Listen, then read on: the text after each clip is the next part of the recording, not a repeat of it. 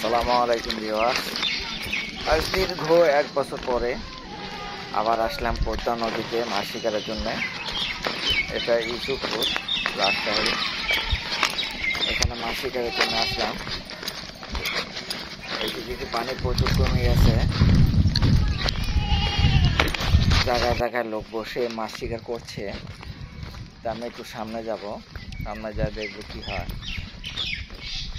গতকালকে আমাদের নাটোর থেকে লোক গেছিল, যা মোটামুটি মাছ পাইছে সবাই, ছোট বড় সব মিলিয়ে। দেখে আমি আসলাম আজ মাছ শিকারের জন্য।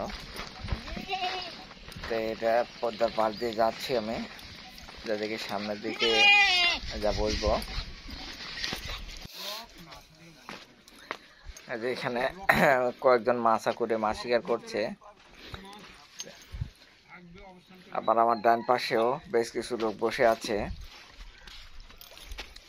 বসে থেকে মাছ শিকার করছে জায়গায় জায়গায়। তাই আমি আপাতত এখানে বসবো। পাশের মুরব্বী মাচারপুরে, উনি 1 কেজি দেড়েক পাইছে। আর মুরব্বীর পাশে দেখাচ্ছি, মুরব্বীর পাশে যে নৌকা বান্ধা আছে, ওই পাশে নৌকার ওই সাইডে একজন রাত্রে নাইট করছে। নাইটে একটা 8 কেজির মতো আর একটা 6 কেজির মতো, দুটো রুই পাইছে। আর দিনে একটা 2.5 কেজির মতো পাইছে। মাছ মোটামুটি ভালোই হচ্ছে, প্রতিদিনে লোক মারছে। আমি এখানে বসে আছি,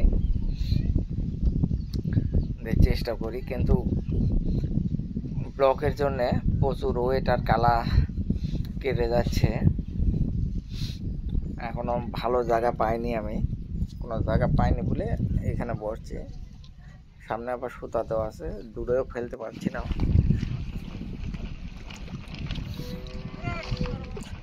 এক ছেলে আবার টিনের নৌকা বানা নিয়ে নদীতে মাছ শিকার করছে।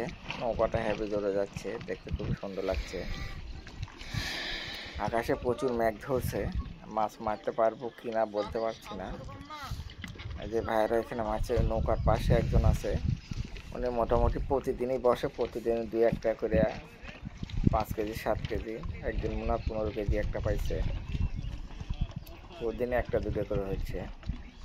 তো এই মাছের লোক উঠে গেছে, সেজন্য আমি এসে বসলাম।